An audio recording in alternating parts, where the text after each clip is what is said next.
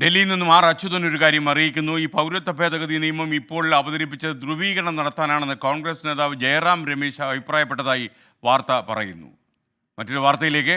ആണവായുധ പ്രകരശേഷിയുള്ള ഇന്ത്യയുടെ അഗ്നി-5 മിസൈൽ പരീക്ഷണം ചൈന നിരീക്ഷിക്കുന്നു. ചൈനയുടെ നിരീക്ഷണ കപ്പലുകൾ ഇന്ത്യയുടെ അതിർത്തി മേഖലയിലും മാലാദ്വീപിലും തീരത്തും എത്തിക്കഴിഞ്ഞു.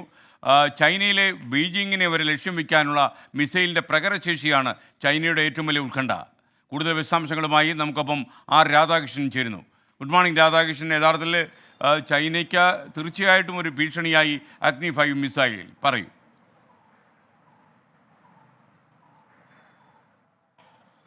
തീർച്ചയായിട്ടും എസ് കെ എൻ, അതിൽ ഈ MIRV സാങ്കേതിക വിദ്യ ഇന്ത്യക്ക് കൈവരുന്നു എന്നുള്ളത് ചൈനയെ സംബന്ധിച്ച് സഹിക്കാൻ പറ്റുന്ന ഒരു കാര്യമല്ല. ഒരുപക്ഷെ ചൈനയ്ക്ക് ഇപ്പോഴും വിശ്വസിക്കാൻ പറ്റിയിട്ടില്ല ഇന്ത്യയുടെ ഈ നേട്ടം എന്നുള്ളതാണ്. അതുകൊണ്ട് ഇന്ത്യ നേടിയ ഈ നേട്ടത്തെ വിലയിരുത്താനായിട്ട് ചാരക്കണ്ണുകൾ തുറന്നിരിക്കുകയാണ് ചൈന.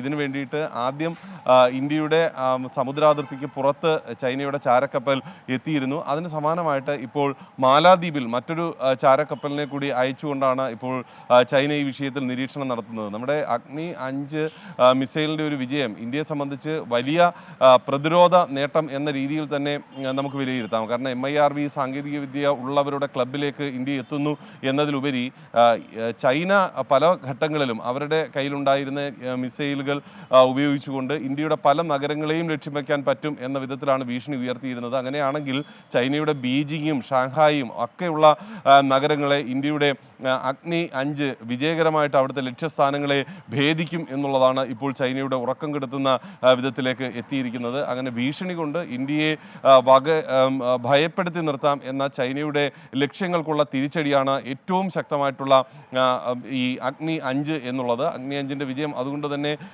വലിയ രീതിയിലാണ് രാജ്യം ആഘോഷിക്കുന്നത്. മാത്രമല്ല DRDOയെ സംബന്ധിച്ച് നടത്തുന്ന ഗവേഷണ പ്രവർത്തനങ്ങൾക്ക് സ്വദേശ രീതിയിൽ നടത്തുന്ന പ്രവർത്തനങ്ങൾക്ക് ഒക്കെ ഒരു വലിയ അംഗീകാരം കൂടിയായിട്ടാണ് ഈ വിജയം. ഇതിൽ ഏറ്റവും പ്രധാനപ്പെട്ടത് ഒരു വനിതയാണ് ഈ ഗവേഷണ പ്രവർത്തനങ്ങളുടെ നേതൃത്വം വഹിച്ചത് എന്നുള്ളതും ഇന്ത്യയെ സംബന്ധിച്ച് ഏറ്റവും പ്രധാനപ്പെട്ട ഒന്നായി വിലയിരുത്തുന്നുണ്ട്. S K.